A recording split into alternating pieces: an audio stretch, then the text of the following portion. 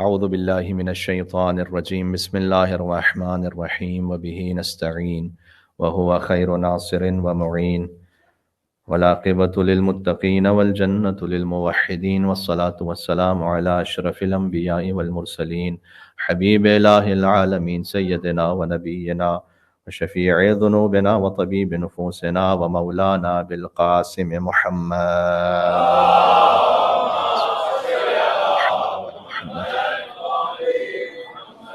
وعلى آله الطيبين الطاهرين المعصومين المظلومين المنتجبين المنتخبين الميامين سيما بقية الله في الأراضين.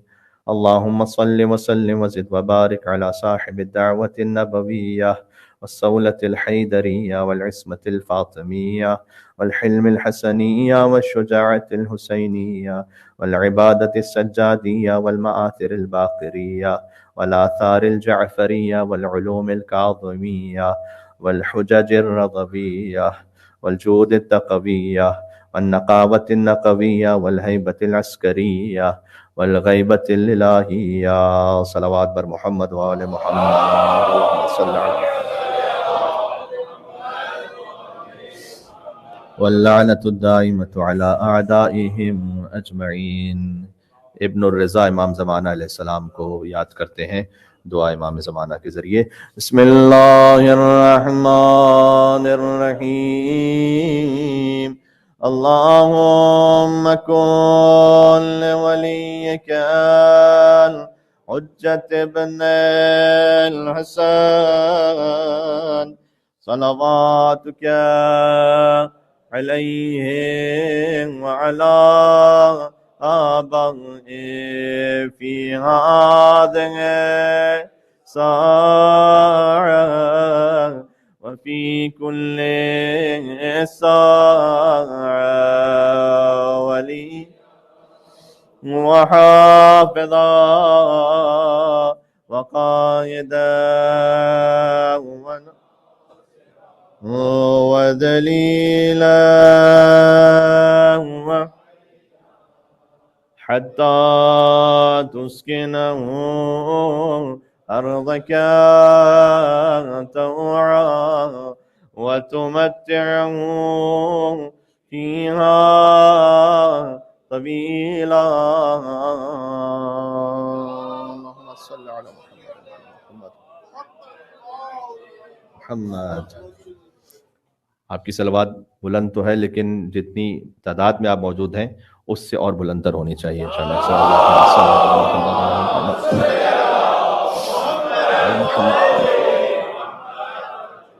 ما بعد فقد قال الله الحكيم في كتابه المجيد. بسم الله الرحمن الرحيم. يا أيتها النفس المطمئنة ارجعي إلى ربك راضية مرضية وادخلي في عبادي وادخلي جنتي. نعرہ الصلوات محمد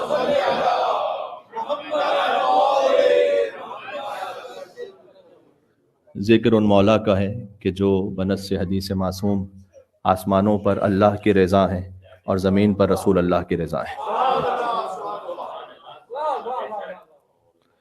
بقول عرفا جو انہوں نے حدیث سے استفادہ کیا ہے کہ امام رضا کو رضا فقط اس لیے نہیں کہتے کہ اللہ ان سے راضی ہے، بلکہ امام کو رضا اس لیے کہتے ہیں کہ جو اپنے آپ کو اللہ سے راضی کرنا چاہتا ہے وہ راضی ہو نہیں سکتا اللہ اس سے مگر یہ کہ بتوسط امام علی بن موسیٰ رضا علیہ السلام. یہ اس حدیث کی جانب بھی اشارہ ہے کہ حضور مکرم نے فرمایا تھا کہ ستدفن بضعۃ منی، ان قریب دفن ہوگا میرے وجود کا ایک ٹکڑا فی خراسان میں. بضعۃ منی کی تعبیر یا فاطمہ زہرا کے لیے ہے یا علی بن موسیٰ رضا کے لیے. سبحان اللہ. اللہم صل علی محمد و محمد.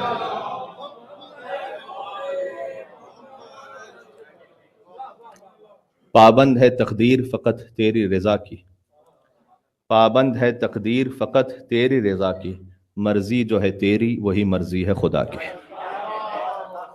یہ ہے رضا کا مطلب. امام رضا بھی ہیں، مرتضیٰ بھی ہیں، صدیق ہیں، شہید ہیں۔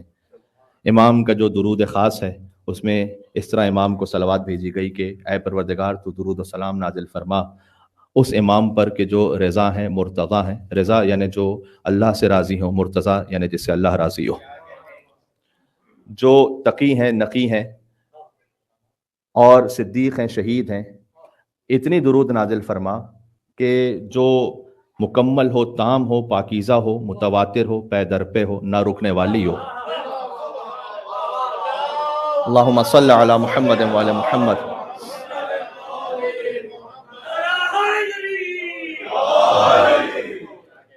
جشن امام رضا علیہ السلام ہے، ایک الگ ہی بالیدگی اور ایک الگ ہی روح میں کیفیت ہے، اس لیے کہ امام رضا علیہ السلام کی رافت حسی ہے۔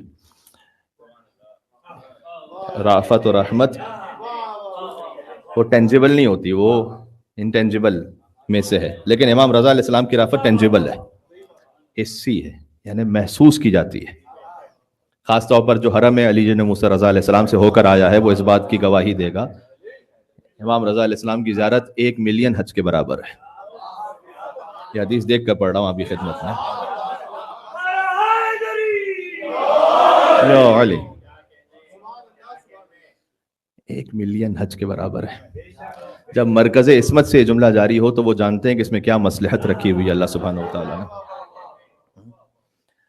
کہ شیخ مرتضیٰ حائری کے جو فرزند ہیں آیت اللہ عبد الکریم حائری کے، جنہوں نے حوض علمیہ قم کی بنیاد رکھی ہے، ان کے بیٹے شیخ مرتضیٰ حائری، جب بی بی معصومہ قم کے حرم تشریف لے جائیے تو اگر قبر نہ پتہ ہو تو وہاں کسی عالم سے پوچھیے کہ آیت اللہ عبد الکریم حائری کی قبر کہاں ہے، تو وہ آپ کو پائین مزار بتلائیں گے۔ تو آیت اللہ عبد الکریم حائری جو مؤسس حوض علمیہ قم ہے، ان کی اپنے پائن تھی، ان کے فرزند شیخ مرتضیٰ حائری وہ دفن ہے، 1986 میں ان کی وفات ہوئی ہے۔ اور شیخ مرتضیٰ حائری کے پیچھے جن احباب نے نماز پڑھی ہے وہ آج تک زندہ ہیں، وہ ان کے واقعات کو بیان کرتے ہیں۔ تو وہ یہ کہتے ہیں کہ شیخ مرتضیٰ حائری وہ بہت زیادہ اس بات کے طلبگار رہتے تھے کہ وہ امام رضا علیہ السلام کی زیارت کو بار بار پہنچے۔ تو امام رضا علیہ السلام کی زیارت کے لیے وہ 70 مرتبہ تشریف لے گئے۔ تو انہیں جیسے موقع ملتا تھا، اس وقت تو بسیں ہی ہوتی تھیں، تو کہتے ہیں کہ میں پہنچ جاتا تھا بس پوائنٹ پر، اور اگر بس میں جگہ نہ بھی ہو تو یہ پاکستان کے احباب اس کو زیادہ بہتر ریلیٹ کر پائیں گے کہ درمیان میں اسٹول لگا کر میں بیٹھ جاتا تھا، چاہے کتنا ہی لمبا سفر کیوں نہ ہو، کہ بس میں پہنچ جاؤں کسی طریقے سے۔ تو وہ لوگوں کے سامان جا رکھے ہوتے تھے، وہاں کہیں بیٹھ جاتا تھا، بہرحال میں پہنچتا تھا۔ تو جب میں 70ویں مرتبہ گیا امام رضا علیہ السلام کے پاس، تو بعد میں نے انہیں خواب میں دیکھا، 70ویں زیارت کے بعد 78th زیارہ آف امام علی رضا علیہ السلام، میں نے خواب میں دیکھا اور امام نے مجھ سے کہا کہ بس اے مرتضیٰ حائری اب نہ آنا ہمارے پاس، اس لیے کہ اب ہم آئیں گے تمہارے پاس۔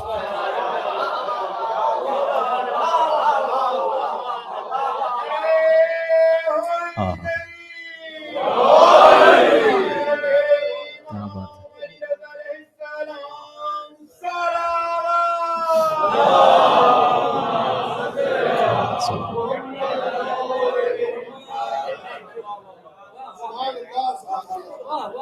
اب نہ آنا، اب ہم آئیں گے تمہارے پاس تمہاری زیارت کے لیے۔ بارہا اس ممبر سے اس بات کو عرض کر چکا ہوں کہ اپنے پلان میں رکھیں، اپنے شیڈیول میں رکھیں کہ آپ سال میں 1 مرتبہ، نہ ہو سکے توفیق 2 سال میں 1 مرتبہ تشریف لے جائیے، اپنے بچوں کو لے جائیے زیارت علی ابن موسیٰ رضا علیہ السلام پر، زیارت کربلا پر۔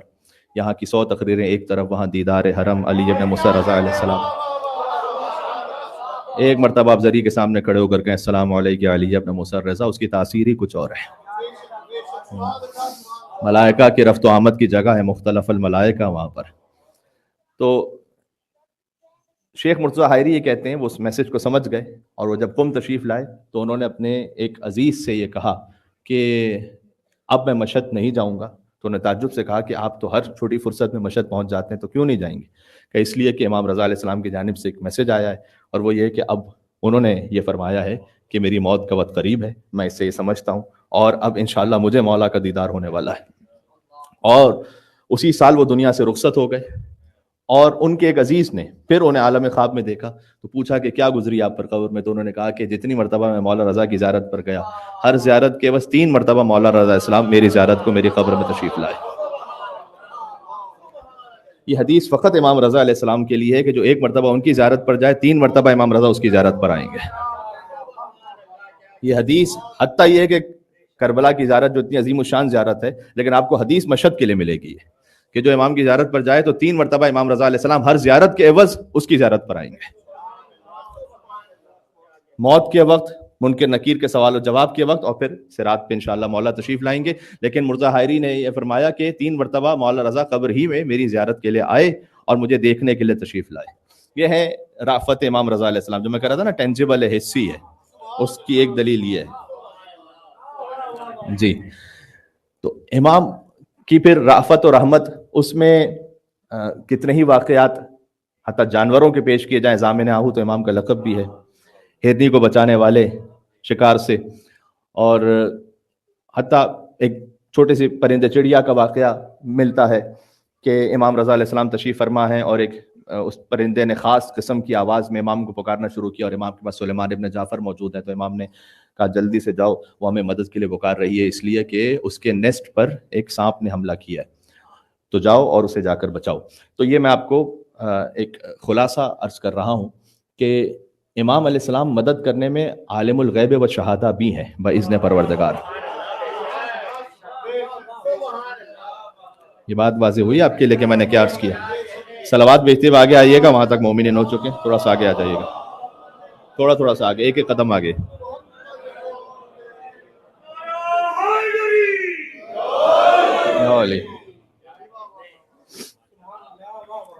ریان کہتے ہیں کہ میں امام رضا علیہ السلام کے در کے باہر تھا کہ معمر نام کا ایک شخص امام رضا علیہ السلام کے بیت الشرف میں داخل ہونے لگا. تو میں نے اس سے یہ کہا کہ تم جا رہے ہو امام رضا علیہ السلام کے پاس، تو میں چاہتا ہوں کہ امام کے نام کا جو سکہ، اس وقت نیا نیا سکہ امام علیہ السلام کے نام کا جاری ہوا تھا جس پر لکھا تھا السلطان علی بن موسیٰ.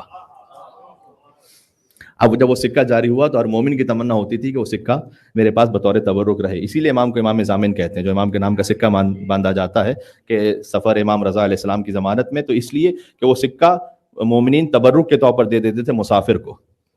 تو وہ سلسلہ آج تک اسی طرح سے جاری و ساری ہے کہ امام کے نام کا سکہ باندھا جاتا ہے کہ امام ضامن یعنی امام رضا علیہ السلام کی ضمانت میں تمہارا سفر ہو.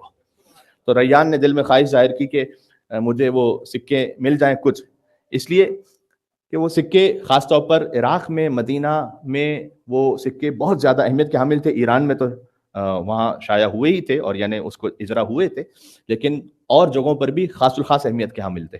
اور امام سے اگر کوئی لباس مل جائے تو اس سے بڑھ کر کیا بات ہوگی. اور معمر اندر پہنچا اور کہتا ہے کہ میں بھول ہی گیا کہ میں ریان کی بات امام تک پہنچاؤں. جب واپس جانے لگا تو امام نے کہا کہ ریان کی بات تم نے نہیں پہنچائی، ریان باہر موجود ہے. تو 2 لباس دیے. یہ ہے عالم الغیب و شہادہ کی ایک چھوٹی سی مثال باذن پروردگار.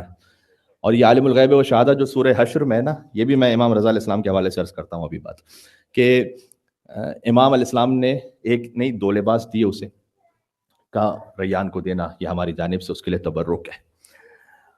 اچھا، امام علیہ السلام کا جو سفر ہے اس کے لیے بھی ایک بات یاد رکھیے گا. امام کی جو ہجرت ہے از مدینہ تا خراسان، اس میں مامون نے جو حکم دیا تھا اپنے سپاہیوں کو اور اپنے فورسز کو کہ امام کو شہر کے درمیان سے نہ لایا جائے، اس لیے کہ شہروں کے درمیان سے امام کو لے کر آئیں گے تو پھر بڑی آبادی امام کو دیکھے گی اور امام کے وجود سے متاثر ہوگی، تو آؤٹسکٹ سے لے کر آنا.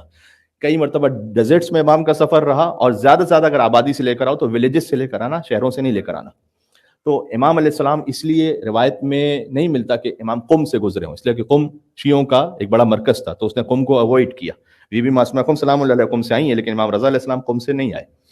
امام علیہ السلام یزد ہے، توس ہے، اس سے پہلے طبس ہے، بافتان ہے، وہاں سے ہوتے ہوئے امام علیہ السلام تشریف لائے. تو ایک مقام سے امام علیہ السلام گزر رہے تھے، رجا ابن ضحاک، یہ مامون کی جانب سے اپوائنٹڈ ہے، ان فورسز کا ہیڈ ہے کہ جو امام علیہ السلام کو لے کر آ رہی ہیں. اور مامون کی جانب سے بہرحال چونکہ ولی عہد کے طور پر امام کو لایا جا رہا ہے، تو آرڈر یہ ہے کہ لایا تو جبرن جا رہا تھا، لیکن امام کے احترام کا خیال رہے اور جو وہ ظاہری عزت اور احترام ہے وہ پورا باقی رہے، یعنی وہ جو پورا پروٹوکول ہے وہ اچھی طریقے سے باقی رہے. امام علیہ السلام کے ساتھ جو چلنے والے سپاہی ہیں وہ رپورٹ بھی کر رہے ہیں کہ امام علیہ السلام ہر وقت کیا کرتے ہیں، اس لیے کہ وہ گزارش انہیں دینی ہے مامون کو. تو یہ رجا ابن ضحاک ہی کا بیان ہے کہ اس پورے سفر میں میں نے دیکھا کہ ہر 3 دن میں امام علیہ السلام قرآن ختم کرتے ہیں. 3 دن میں، 30 دن میں نہیں. اور امام علیہ السلام جب نماز سے فارغ ہوتے ہیں تو سجدہ شکر بجا لاتے ہیں، اور ہم 3 مرتبہ کہتے ہیں شکرن للہ، اور اس نے کہا امام علیہ السلام کو میں نے گنا تو 500 مرتبہ وہ ہر نماز کے شکر کے بعد کہتے ہیں شکرن للہ شکرن للہ شکرن للہ شکرن للہ۔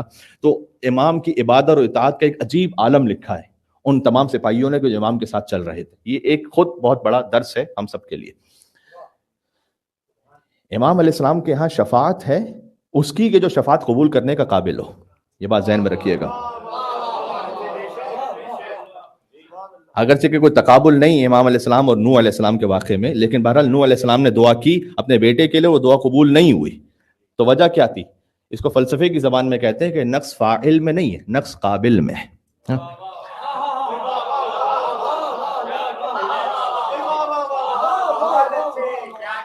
جس کو میں سادہ الفاظ میں کہوں کہ نقص عطا کرنے والے میں نہیں ہے، نقص وصول کرنے والے میں ہے۔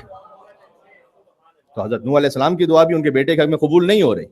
بہرحال میں نے عرض کیا کہ امام رضا علیہ السلام کی شفاعت انشاءاللہ سب تک پہنچے گی، لیکن ائمہ علیہ السلام نے خود ہی کچھ اعمال ایسے بتلا دی کہ اگر وہ پابندی تم نے نہیں کی تو مثلا شفاعت نہیں پہنچے گی۔ تو میں اس تفصیل میں نہیں جانا چاہتا، لیکن امام علیہ السلام حتیٰ اب میں بات سے بات نکل رہی ہے تو میں پہلے وہ بات سنا دوں اور اس کے بعد یہ بات جو کہہ رہا تھا اس کو مکمل کروں، تاکہ یہ خوف اور بشارت دونوں ہو جائے قرآن کے مطابق۔ امام کے ایک صحابی ہیں جن کا نام ہے بزنتی، با اور زا نون طا چھوٹی ہے، بزنتی مشہور صحابی امام کے۔ اور بزنتی تشریف لائے ہیں مدینہ میں روضہ رسول کی زیارت پر، تو امام علیہ السلام کے لیے پہنچے کہ امام سے میں ملاقات کروں، تو پتہ چلا امام قریظ میں ہے، مدینہ کے آؤٹسکٹ میں ایک جگہ پر۔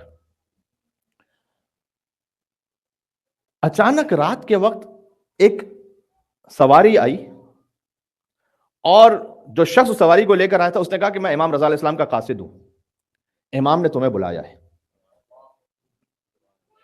اس نے کہا میں اپنی سواری پر آتا ہوں۔ امام کہا نہیں، امام نے سواری بھیجی۔ ایک مرتبہ یہ ہے کہ امام بلائیں، ایک مرتبہ سواری بھیج کے بلائیں۔ تو امام کی سواری پر سوار ہو کر وہ پہنچا امام علی بن موسیٰ رضا کی خدمت میں۔ امام کے پاس پہنچا تو امام نے کہا کہ اس وقت طعام کا وقت ہے تو آؤ بیٹھ کر کھانا کھاتے ہیں۔ امام کے ساتھ بیٹھ کے کھانا کھایا اس نے۔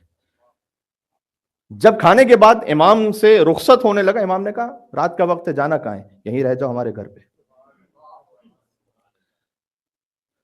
اور ہمارے ہاں رک جاؤ اور ایسا کرو کہ میں تمہیں اپنا رخت خواب دیتا ہوں۔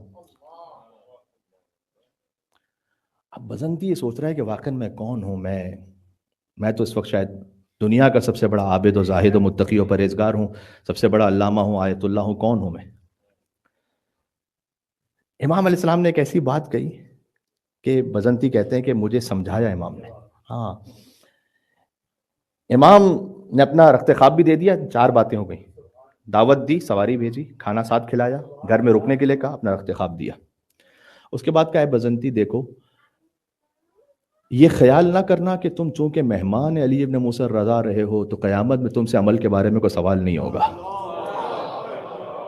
اللہ اکبر! یہ بات سمجھ میں آئی میں نے کیا عرض کیا؟ ایک صلوات کا حق بنتا ہے یہاں پر علی ابن موسیٰ رضا علیہ السلام کا۔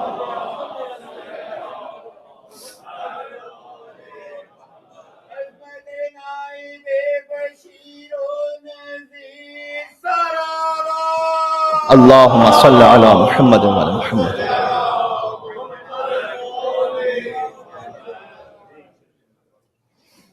کہ یہ نہیں سمجھنا کہ تم سے تمہارے عمل کے بارے میں پوچھا نہیں جائے گا، پوچھا جائے گا۔ اچھا، اس کی ملتی جلتی مثال ایسی ہے کہ ساسا ابن سوہان مولا علی علیہ السلام کے صحابی ہیں۔ اب تو ان کی مسجد میں کم لے جایا جاتا ہے، لیکن میں جا چکا ہوں اس مسجد میں جو مسجد سہلہ کے ساتھ ہی ہے، مسجد ساسا ابن سوہان۔ یہ وہی صحابی ہیں کہ جنہوں نے وقت آخر مولا علی علیہ السلام سے پوچھا تھا کہ مولا اگر اجازت ہے تو میں کچھ پوچھ لوں آپ سے، اور امام نے کہا کہ اپنے سوال مختصر رکھنا، اس لیے کہ اس وقت کوئی ضربت کی کیفیت تھی اور زہر مغز تک پہنچ چکا تھا۔ اس وقت ساسا ابن سوہان نے مولا علی کے کہنے پر کہ سلونی قبل ان تفقدونی، یہ روایت پوچھی۔ یہ تقریباً وہ آخری روایت ہے جو مولا علی علیہ السلام سے ہم تک پہنچی۔ اس وقت ساسا نے پوچھا تھا کہ انت افضل من آدم، انت افضل من نوح، انت افضل من ابراہیم، انت افضل من موسیٰ، وہ ساسا ابن سوہان۔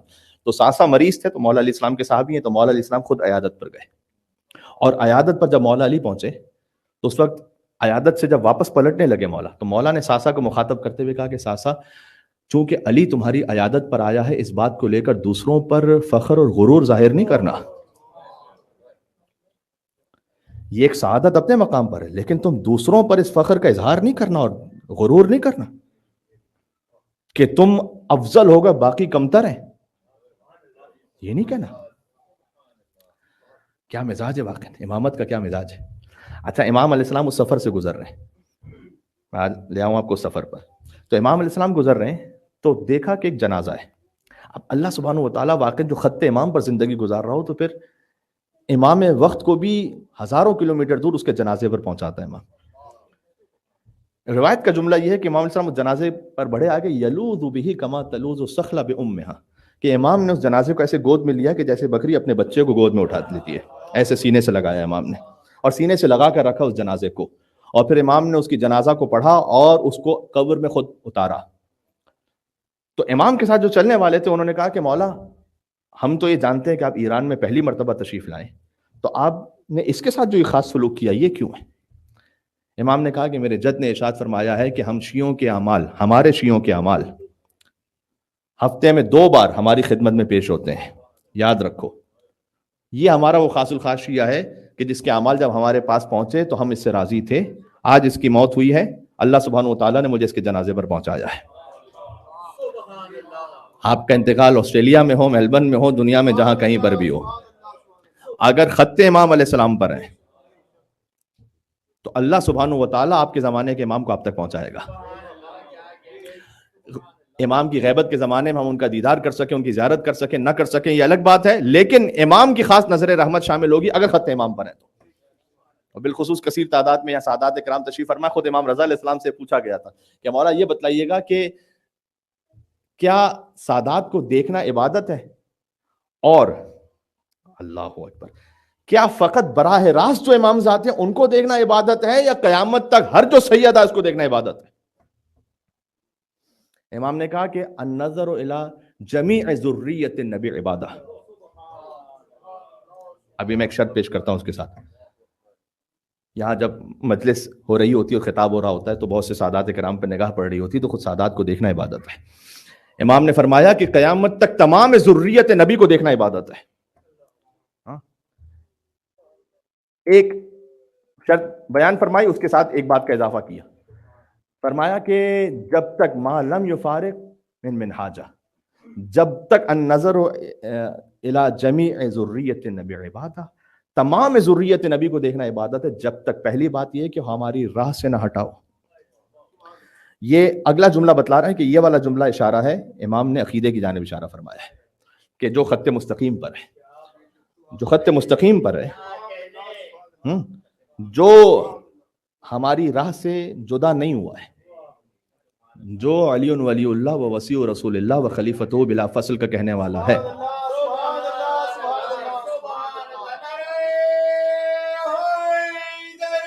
یا علی،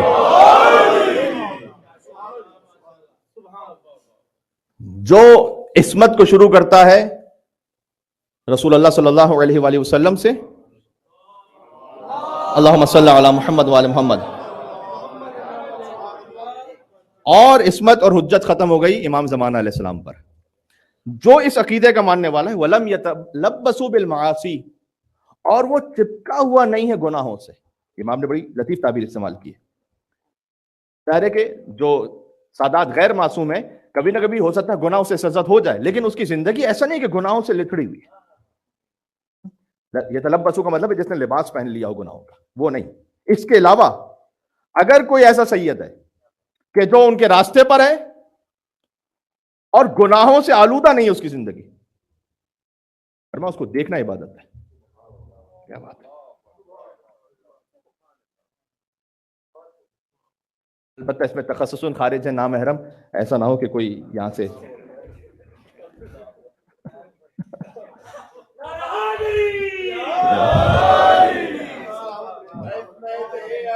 مولانا کا کار ثواب ہے.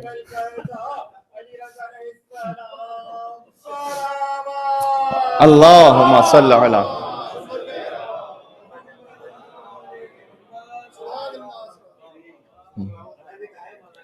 جی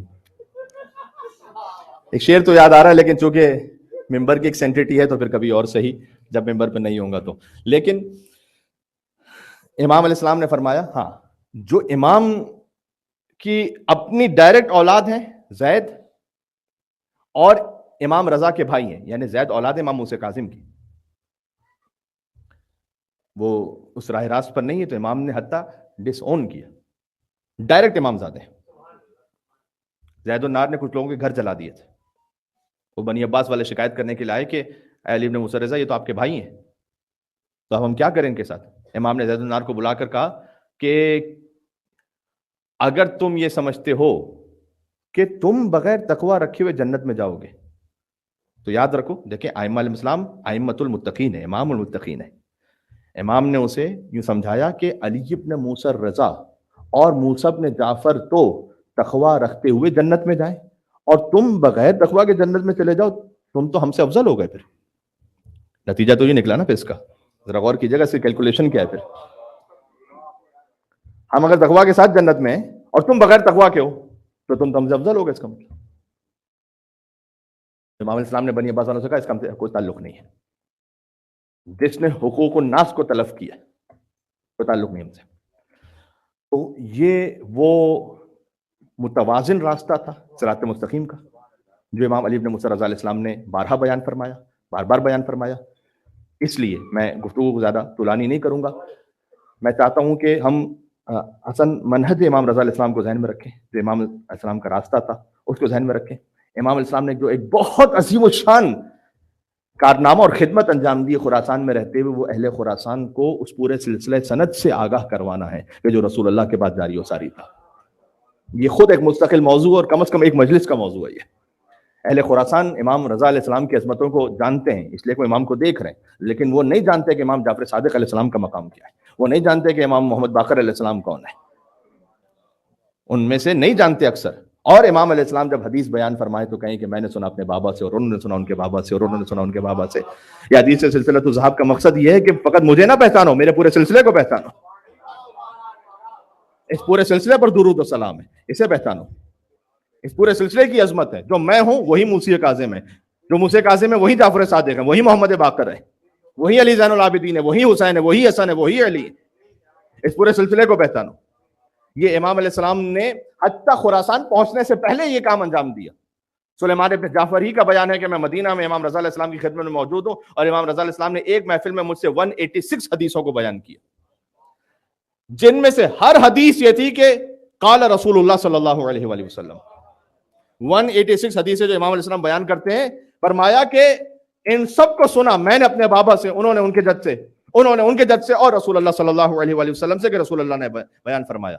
اصل سنت رسول ضائع ہو جائے اگر وجود علی بن موسیٰ رضا علیہ السلام موجود نہ ہو تو.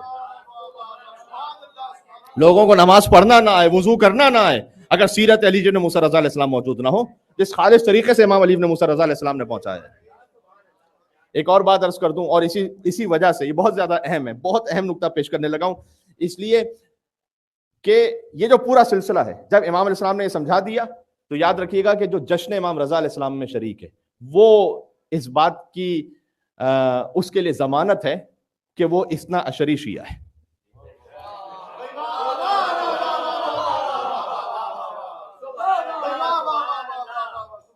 مولانا یہ کیا بات ہوئی؟ اب اگر میری گزشتہ تقریریں آپ کے ذہن میں ہیں تو میں سب تو یہاں پر دہرا نہیں سکتا تفصیل میں، لیکن آپ انشاءاللہ اسے ذہن میں رکھیں گے.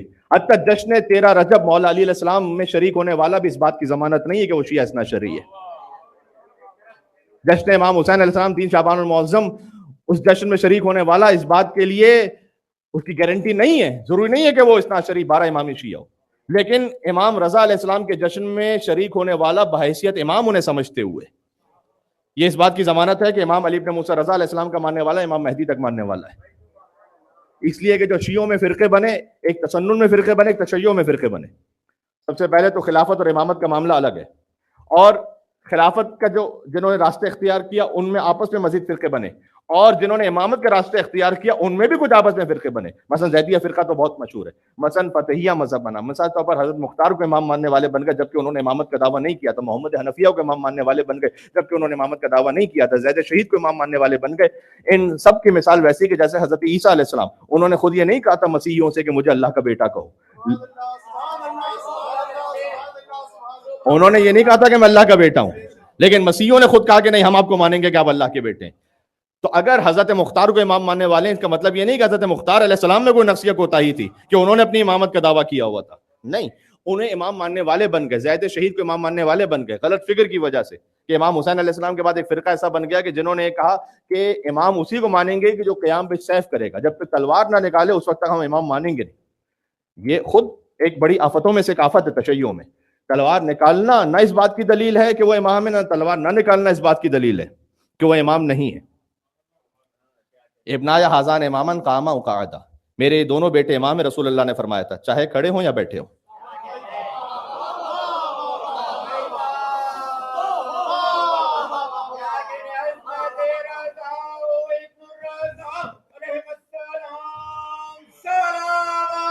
اللہم صلی علی محمد وعلی محمد۔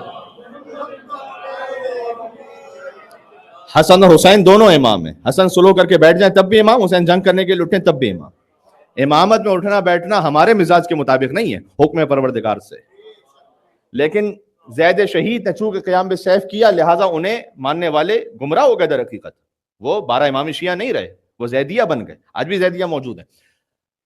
پھر امام جعفر صادق علیہ السلام کے بعد فرقے بنے، آپ جانتے ہیں، جنہیں میں فقط تاریخ نقل کر رہا ہوں، اسماعیلی بنے، بوہری بنے، بعد میں جا کر اسماعیلی بوہری وہ پھر خود آپس میں الگ ہو جاتے ہیں، اس لیے یہ 2 فرقے، تو ان میں سب ڈویژن ہے بعد میں آپس میں، تقریباً 18ویں امام پر۔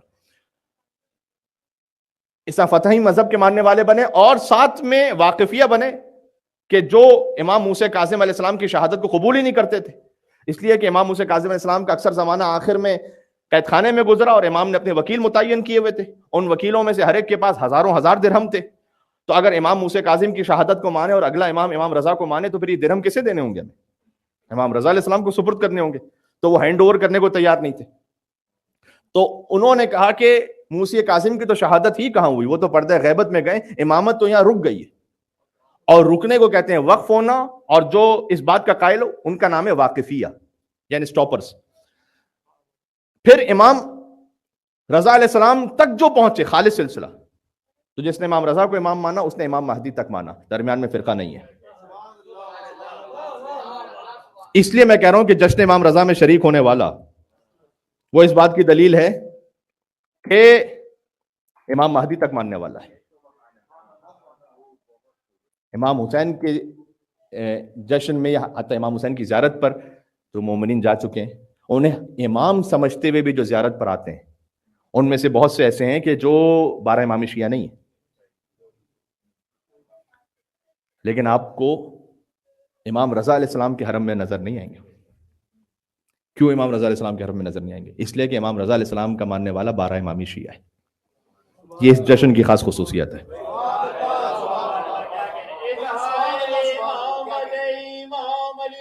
سبحان اللہ، اللہم صلی علی محمد وعلی محمد۔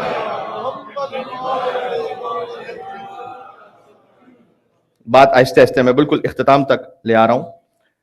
امام رضا علیہ السلام اس لیے خاص امام کی زیارت کے لیے بھی یہ تاکید ہے کہ ایک اعتبار سے امام رضا کی زیارت تمام ائمہ کی زیارت سے افضل ہے، حتی کربلا کی زیارت سے بھی۔ یہ میں حدیث سنا رہا ہوں آپ کو، اور اس کی وجہ یہ بیان کی گئی کہ وہاں اپنے جاتے ہیں اور غیر بھی جاتے ہیں، فرمایا یہاں فقط ہمارے شیعہ آتے ہیں۔ اچھا کوئی کہے کہ مولانا ہم نے اور بھی غیر دیکھیں، بہت سے امام رضا کی زیارت پہ جاتے ہوئے ہیں ایسا، لیکن امام سمجھتے ہوئے جو جائے گا، جو امام سمجھتے ہوئے نہ جائے گا، وہ 12 امامی شیعہ ہوگا۔ آپ کو کوئی بھی وہاں پر امام سمجھتے ہوئے ان کی زیارت پیسہ نہیں ملے گا کہ جو 12 سے زیادہ ہو یا کم ہو، یہ بات ذہن میں رکھیے گا۔ امام رضا علیہ السلام کی ایک نصیحت ہے، میں آپ تک پہنچاؤں، اس لیے کہ خود امام ہی کا حکم ہے کہ رحم اللہ عبدا احیا امرنا، خدا رحم کرے اس پر جو ہمارے امر کو زندہ کر دے، جو ہم اہل بیت کو زندہ کر دے۔ فرمایا کہ آپ کا امر کیسے زندہ ہوگا؟ فرمایا ہماری حدیثوں کو سناؤ، بیان کرو، ہمارا امر زندہ ہو جائے گا۔ آپ اپنے روٹین میں ایک بات رکھیں کہ جن امام کی بھی ولادت آئے یا شہادت آئے، آپ اپنے بچوں کو ساتھ لے کے بیٹھیں، جو اوتھینٹک سورسز ہیں، مثال کے طور پر alislam.org، آپ اس کو ایک حد تک اوتھینٹک سورس کہہ سکتے ہیں، وہاں فقط آپ احادیث کو پڑھیں، امام علی ابن موسیٰ رضا علیہ السلام کی 5 حدیثیں، جس امام کی ولادت یا شہادت آئے اپنے بچوں کے ساتھ بیٹھ کر 5 حدیثیں پڑھیں اس امام کے، कलामुकुम नूर व अमरुकुम रुश्द व वसीयतुकुम तक़वा व फ़िअलुकुमुल खैर व आदतुकुमुल एहसान व सजियतुकुमुल करम। अहले बैत, आप फ़कत नूर नहीं, आपका कलाम भी नूर है, आपका कलाम नूर है। क्या कहना है। अल्लाह सुब्हानहू व तआला ने इस नूर को इस दुनिया में भेजने के लिए उस सुल्ब शामिक का इंतखाब किया जो मूसी काजिम है, रहम मुतहर का इंतखाब किया कि जो बीबी नजमा खातून है, अफ्रीका से इनका ताल्लुक़ है।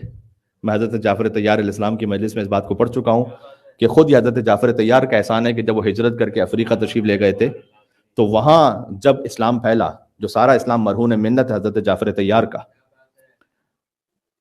तो 7वें इमाम से लेकर 11वें इमाम तक की हर माँ अफ्रीका से,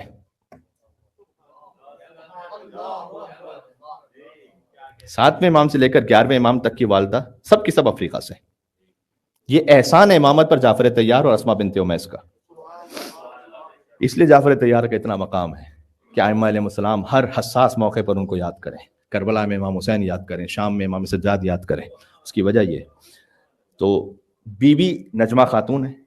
इमाम रज़ा अलैहिस्सलाम की दादी बीबी हुमैदा खातून, उन्होंने नजमा खातून को रसूल अल्लाह के हुक्म पर, यह रिवायत है, बीबी नजमा खातून को खरीद कर हवाले किया और तोहफा दिया इमाम मूसा काजिम को। यानी इमाम रजा की दादी ने बहुक्म रसूल बीबी नजमा खातून को अपने बेटे की खिदमत में हदियतन पेश किया। और इमाम मूसा काजिम ने यह फरमाया, उसकी तायीद फरमाई कि रसूल अल्लाह ने मुझे हुक्म दिया है कि मैं नजमा खातून से इज़्दिवाज करूं, इसलिए कि नजमा खातून के जरिए से अल्लाह अपनी बेहतरीन मखलूक को जमीन पर भेजने वाला है।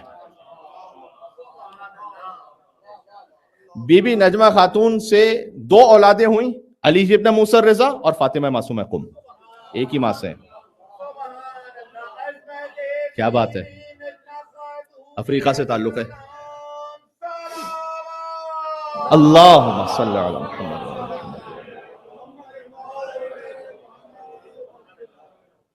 नामों की तरतीब जरा गौर फरमाइएगा। बीबी का नाम नजमा है।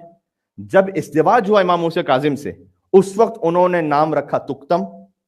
तुक्तम यानी वो कि जिसमें खास राज छुपा हुआ है, कितमान से है ये, जिस राज को खास छुपाया गया है, यानी उसमें खास अमर है जो अल्लाह सुब्हानहू तआला ने पोशीदा रखा है। नाम था नजमा। इमाम मूसा काजिम ने इज़्दिवाज के नाम के वक्त नाम रखा तुक्तम। जब इमाम रजा की विलादत हो गई तब नाम रखा ताहिरा। 3 नाम है। विलादत के बाद नाम रखा गया ताहिरा। ये खुद एक अजब राज है। खातून की क्या विलादत हो जाए फिर उन्हें ताहिरा करार दिया जाए। क्या शान है अली इब्न मूसा रज़ा अलैहि सलाम के। हाय हाय हाय या अली। और बीबी ताहिरा और तुक्तम और बीबी नजमा खातून, ये एक ही नाम है। तीन नाम है एक ही खातून के। वो बयान करती हैं कि जब मैंने वजूद अली इब्न मूसा रज़ा को अपने हमल में, यानी अपने वजूद में हमल किया हुआ था, उठाया हुआ था, तो उस वक्त हत्ता रात के वक्त जब मैं आलम ख्वाब में भी हूं तब भी तस्बीह और तहलील की आवाजें मुझे सुनाई देती थी। ये बीबी नजमा खातून की अपनी गवाही है। और मैं उठकर देखती थी तो मेरे आसपास कोई नहीं और मुझे महसूस होता था कि मेरे शिकम से अल्लाहु अकबर और सुभान अल्लाह और अल्हम्दुलिल्लाह की आवाजें आ रही हैं। अली इब्न मूसा रज़ा अलैहिस्सलाम, सुभान अल्लाह। तो इमाम ने फरमाया कि खुदा रहम करे उस पर जो हमारे अमर को जिंदा करे। हमारी हदीसों को सुनाओ। 5 हदीसें कोशिश किया करें कि अपने बच्चों के साथ बैठकर पढ़ें, आपके लिए काम आएंगी जिंदगी में। और ये तसव्वुर ना कीजिएगा कि ये तो वो बात है कि जो इमाम ने 1400 साल पहले कही हुई है ना। इमाम का जब कलाम नूर है ना तो वो नूर जारी रहता है हमेशा, वो ख़त्म नहीं होता। हमें ऐसा महसूस हो कि ये तो बात थी वो ख़त्म हो गई, नहीं, वो जारी व सारी है। ये अकीदा रखना भी बहुत ज़रूरी है। आप बतलाइए किसी को, इमाम ने फरमाया आज़ादारी में रुलाओ, रोने जैसी शक्ल बनाओ, तो कहेगा कि बस मौलाना। ये बस इस बात की दलील है कब तक समझा नहीं इमाम को। इमाम के कलाम पे बस नहीं कहा जाता, सल्लमना कहा जाता है। बस नहीं कहो इमाम के कलाम, बस ना, यही है बस।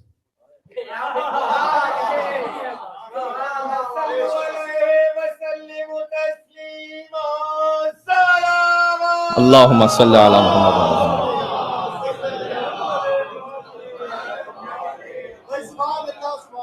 آپ نے یہ صلوات پڑھائی تو ایک حق بنتا ہے اب آپ کا کہ میں آپ سب کو تحفہ پیش کروں ایک صلو علیہ وسلم تسلیما۔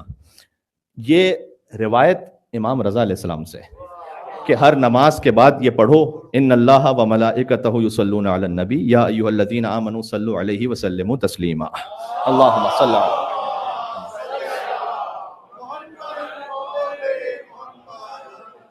کام تو یہ ایران اور عراق میں ہوتا ہے اور ہمارے ہاں بھی الحمدللہ یہ اہتمام ہے کہ ہر نماز کے بعد ہم فوراً ہی اس آیت درود کو پڑھتے ہیں۔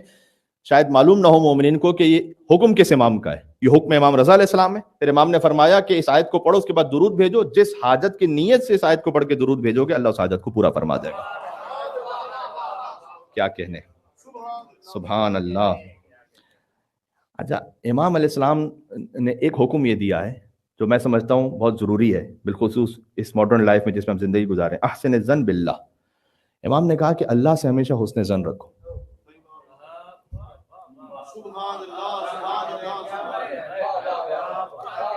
میں تھوڑا سا روکا اس لیے ہوں کہ آپ تک یہ جملہ اچھی طرح سے نفوذ کر جائے آپ کی روح میں۔ امام فرما رہے ہیں اللہ سے حسن ظن رکھو۔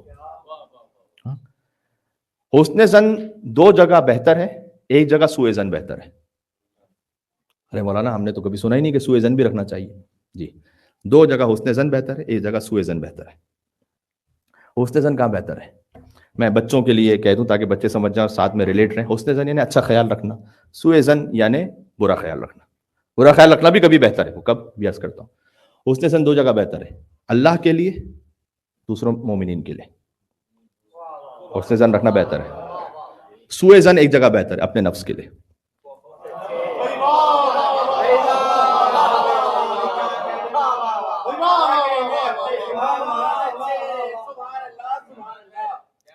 یہ بھائی نہیں، دعائے مکارم الاخلاق کا جملہ ہے۔ اب ایک علی کے کلام کو دوسرے علی سے جوڑیے تو 8ویں علی کا کلام چوتھے علی سے ملے گا، چوتھے علی کا کلام پہلے علی سے ملے گا۔ سلسلۃ الذہب ہے نا، یہ سلسلۃ الذہب ہے نا، گولڈن چین۔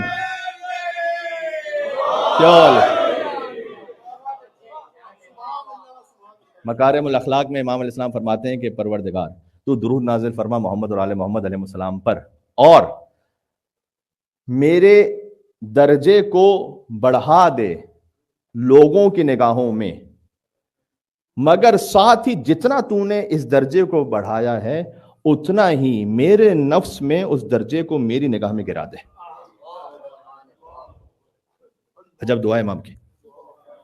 اسی سے متصل آگے مثلہ کا لفظ ہے، فرمایا کہ اور پروردگار تو میری عزتوں میں اضافہ فرما لوگوں کی نگاہوں میں، اور ساتھ میں جتنا تو نے عزتوں کو میری بڑھایا ہے میرے نفس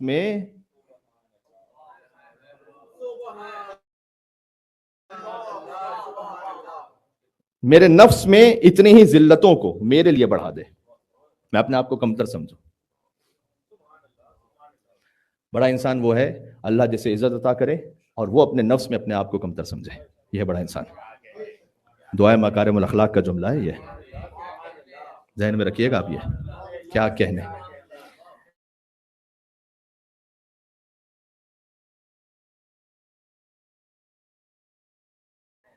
امام نے کہا احسن الظن باللہ، اگر میں نے دعا مانگی ہے تو انشاءاللہ ہو جائے گی۔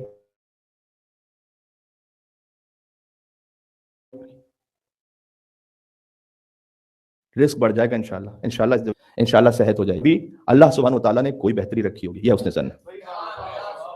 فَإِنَّ مَنْ حَسُنَ ظَنُّهُ بِاللَّهِ كَانَ عِندَهُ عِندَ ظَنِّهِ۔ امام نے فرمایا کہ جو حسن ظن رکھتا ہے اللہ سے، اللہ اس کے ساتھ وہی کرتا ہے جیسے اس نے حسن ظن رکھا ہوتا ہے۔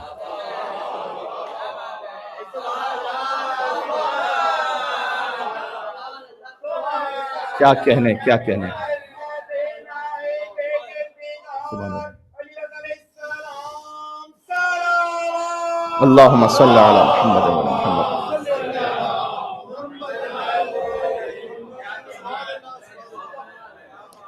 آپ جتنا اللہ کے ساتھ اچھا خیال رکھیں گے اللہ اسی خیال کے مطابق آپ سے سلوک کرے گا۔ سوچیں گے نہیں یہ تو ہو ہی نہیں سکتا، اللہ सोच लेते नहीं होगा तो फिर नहीं होगा। हुस्न ज़न रखें अल्लाह सुब्हानहू तआला से। 4 हदीसें हुस्न ज़न बिल्लाह रासु कुल्ल इबादा राहतुल क़ल्ब सलामतुद्दीन समनुल जन्नह। हुस्न ज़न, ये 4 अलग अलग हदीसें मैंने सुनाई शॉर्ट फॉर्म में। हुस्न ज़न हर इबादत की बुनियाद भी है, सुकून क़ल्ब भी है, दीन की सलामती भी है, जन्नत की कीमत भी है। अल्लाह से हुस्न ज़न, अल्लाह से अच्छा ख्याल रखें। अभी दुआए कुमैल अतुसल्लितुन नार अला वुजूहिन खर्रत लिअज़मतिका साजिदा, क्या तू उन चेहरों पर आतिश को मुसल्लत कर देगा जो तेरे हुजूर सजदे में गिर चुकी हों। वाला अलसुनिन नतक़त बितौहीदिका मादिहा, क्या तू उन ज़बानों पर अज़ाब देगा कि जो तेरी मदह और सना कर चुकी हों। मा हाकज़ा ज़न्नु बिक, तेरी निस्बत ऐसा जन है ही नहीं।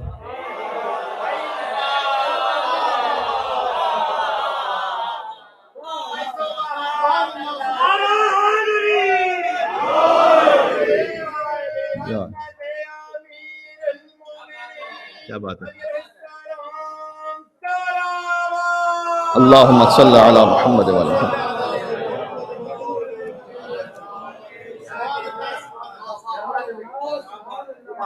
मा हाकज़ा ज़न्नु बिक, तेरी निस्बत ऐसा जन है ही नहीं। तो मौला अली अलैहिस्सलाम ने, यही तो कह रहा हूँ कि 8वें अली के कलाम को 4थे अली से मिलाइए, 4थे अली के कलाम को पहले से मिलाइए। ये प्रैक्टिकली हो भी गया अभी आपकी खिदमत में कि इमाम अलैहिस्सलाम ने फरमाया कि अल्लाह सुब्हानहू तआला से ज़न रखो। अच्छा, सुए ज़न कब हो जाता है अल्लाह से? एक ये कि दुआ कबूल ना हो रही हो तो इंसान आखिर में डिप्रेस्ड हो जाता है। मैंने अर्ज़ किया कि कभी नक्स फाइल में नहीं है, काबिल में। नूह अलैहिस्सलाम की भी दुआ कबूल नहीं हो रही। अल्लाह की कोई मसलहत है। जुएबर रसूलुल्लाह के ज़माने में है, ना माल है ना कोई शक्ल में बहुत ज़्यादा खूबसूरती है। अब एक मरतबा होता है ना कि माल है लेकिन खूबसूरती नहीं है, चले काम बन जाता है। एक मरतबा है कि खूबसूरती है माल नहीं है, फिर भी काम बन जाता है। एक मरतबा ना माल है ना खूबसूरती है, तो क्या हो। जुएबर ने आके रसूलुल्लाह से कहा कि या रसूलुल्लाह, मैं कोई मुझसे शादी करने को तैयार नहीं है, ना मेरे पास माल है ना कोई ज़ाहिरी शक्ल सूरत है, तो आप मेरे को इज़्दिवाज का एहतमाम कीजिएगा। तो रसूलुल्लाह ने भेजा एक घर पर, कहा मेरे वो फला साहबी है, उसकी एक बेटी है, बाप से जाकर कहो कि मोहम्मद ने भेजा सल्लल्लाहु अलैहि वसल्लम कि मैं तुमसे इज़्दिवाज करना चाहता हूँ। जुएबर पहुंचे। गौर कीजिएगा, अभी आपकी एक्सपेक्टेशन ये है कि उन साहबी ने तो कहा होगा कि जी जी रसूलुल्लाह ने भेजा तो क्यों नहीं। नो, उन्होंने मना कर दिया। कोई अचंभे की बात नहीं है। तो पॉसिबल है रसूलुल्लाह ओहद में बुलाते रहते तो नहीं आए थे, तो पॉसिबिलिटी है। मैं आपको जुएबर का जुमला सुनाना चाह रहा हूँ। कभी आपकी एक एक्सपेक्टेशन है, आप जुएबर कितना सोच के गए होंगे कि रसूलुल्लाह ने कहा है तो फिर तो ये 100% मेरा निकाह कंफर्म है। जुएबर ने कहा कि इन तुज़व्विजूनी फल्हम्दुलिल्लाह व इन तमनऊनी अल्लाहु अकबर, अगर तुम मेरा इज़्दिवाज कर दो तो अल्लाह का शुक्र है, इज़्दिवाज ना करो तो अल्लाह बड़ा है।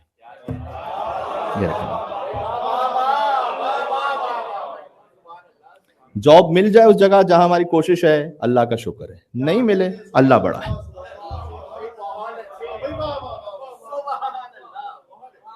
जो बिजनेस में सोच रहा था मुझे हासिल हो जाए, अल्हम्दुलिल्लाह, नहीं हुआ, अल्लाह बड़ा है। ये जुमले को जो ना गोल्डन वर्ड्स के साथ लिखवा के रखें अपने पास। नेमत हासिल हो जाए अल्लाह का शुक्र, नहीं हासिल हो अल्लाह अकबर, अल्लाह बड़ा है। रसूलुल्लाह ने एक मसलहत के साथ भिजवाया था, क्या रसूलुल्लाह नहीं जानते थे? अब एक मामले को हल करना चाहते थे रसूलुल्लाह। जुएबर ने आके कहा या रसूलुल्लाह, दे रिफ्यूज्ड। तो रसूलुल्लाह ने कहा सब्र करो थोड़ा। एक खातून आई मस्जिद नबवी में, या रसूलुल्लाह मैं चाहती हूं कि मुझसे कोई इज़्दिवाज करे। इतना आसान था ना शादी और इज़्दिवाज का मामला, जिसे हमने इतना कॉम्प्लेक्स और मुश्किल बना के रखा हुआ है। खातून आके कह रही है या रसूलुल्लाह मैं चाहती हूँ कि शादी करे कोई मुझसे। रसूलुल्लाह ने कहा कि ये जुएबर है, लेकिन मसला ये है कि इसके बाद महर देने के लिए माल नहीं, कोई इतना खूबसूरत भी नहीं है। कि या रसूलुल्लाह आप हुक्म दें तो ठीक है। कहे जुएबर तुम्हारे पास माल नहीं है लेकिन महर में क्या दोगे? कहा या रसूलुल्लाह आपसे सीखा हुआ कुरान का सूरा याद है, वो मैं तालीम दे दूंगा।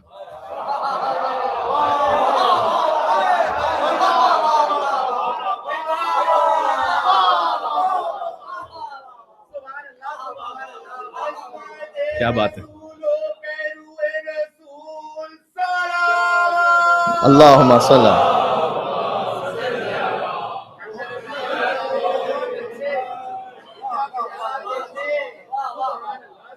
احسن الظن باللہ. امام رضا فرما رہے اللہ سے حسن ظن رکھو، وہ تمہارے لیے بہتر کرے گا. سوء ظن نہ رکھو. کبھی گناہ بہت زیادہ انسان کے، تب انسان یہ سوچ لیتا ہے کہ نہیں اب تو معاملہ ہو ہی نہیں سکتا. کہ ابو جہل کا بیٹا اکرمہ بعد میں مسلمان ہو گیا. باپ ابو جہل، بیٹا مسلمان ہو گیا. سب سے بڑی مثال تو حضرت حر علیہ السلام کی ہے کہ حر کو حسین نے نجات عطا کی. یہ تمام گفتگو سننے کے بعد جو ایک جذبہ پیدا ہو، اس میں ایک بات کا اضافہ کر دیں. سورہ حشر کی آخری 3 آیات کو ہو سکے تو پڑھتے رہا کریں.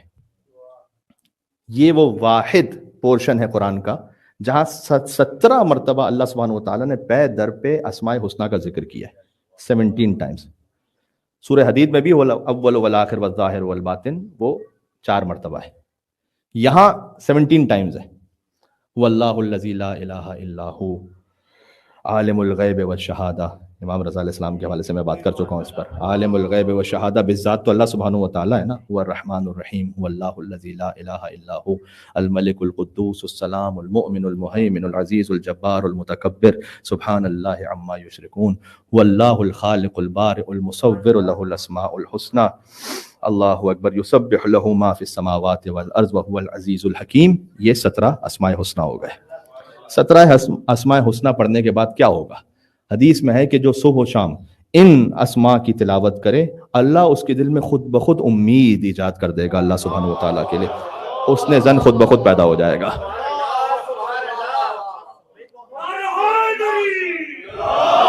یا علی ابن موسیٰ علیہ السلام. بات ختم ہو گئی. مل کے صلوات. اللہم صلی علی.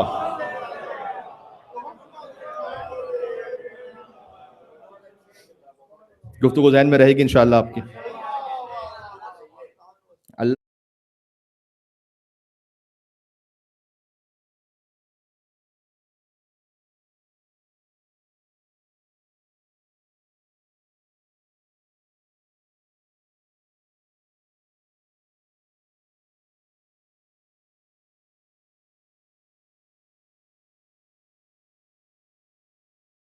اب وہ ہے جو آپ سے موالات رکھے وہ حامل سعادت ہے. وَهَلَكَ مَنْ عَادَاكُمْ. جو آپ سے عداوت رکھے وہ باعث ہلاکت ہے اس کے لیے یہ عداوت.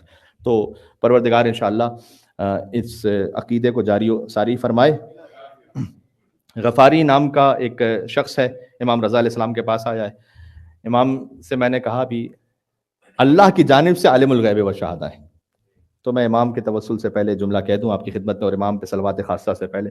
غفاری کہتا ہے کہ مجھ پر 28 دینار کا ایک بہت بڑا قرض ہے. 28 دینار تقریباً ہوتے 280 درہمز.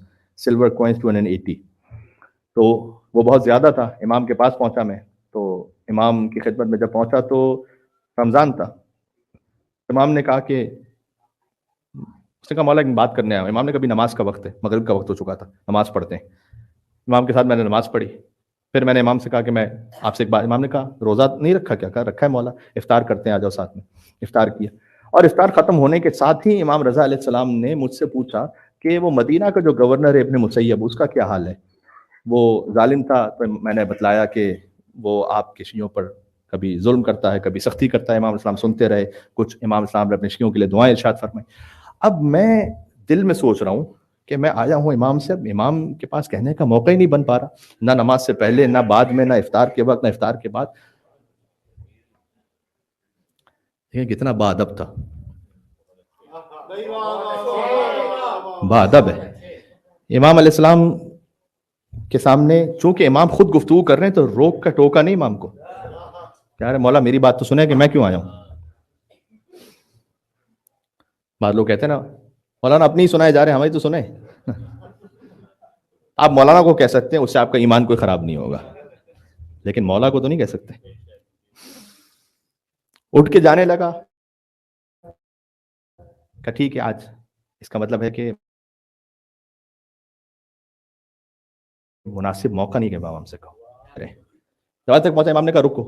وہ رخت خواب اٹھا، اس کے نیچے ایک تھیلی رکھی ہوئی ہے، لے جاؤ اپنے لیے.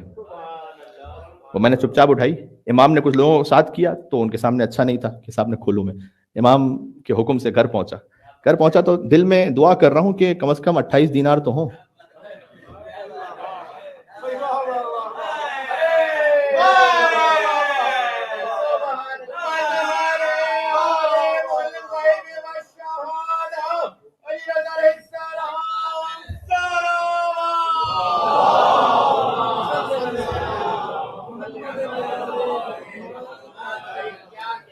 اچھا اس میں 28 دینار نہیں ہے، ذرا سوچئے گا. اب گننا شروع کیا، لائن سے دینار رکھے میں گر رہا ہوں.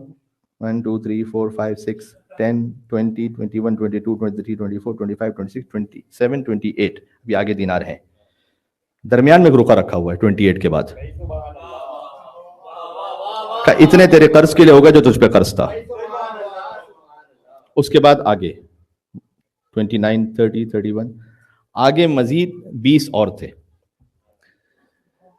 امام نے کہا کہ اس میں اللہ اتنی برکت عطا کرے گا کہ تیرے زندگی بھر کے لیے کفایت ہو جائے گی.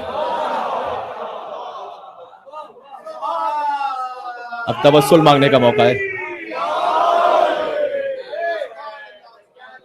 اب توسل کا موقع ہے امام رضا علیہ السلام. دل آمادہ ہے انشاءاللہ سے. چلیں اپنے آپ کو خراسان لے کر. اللہم صل علی علی ابن موسیٰ الرضا المرتضی الامام التقی النقی وحجتك على من فوق الارض ومن تحت الثرى الصدیق الشہید صلاة كثيرة دائمة ذاكية متواصلة متواترة مترادفة كأفضل ما صليت على أحد من أوليائك يا علي بن موسى الرضا يا حجة الله على خلقه يا سيدنا ومولانا إنا توجهنا واستشفعنا وتوسلنا بك إلى الله وقدمناك بين يدي حاجاتنا يوم جيعان. سبحان اللہ. اشفا کیا روحانیت ہے. سبحان اللہ. یوم جیعان اشفع لنا ابن الرضا کے ظہور کے لیے. یوم جیعان اشفع لنا عند اللہ.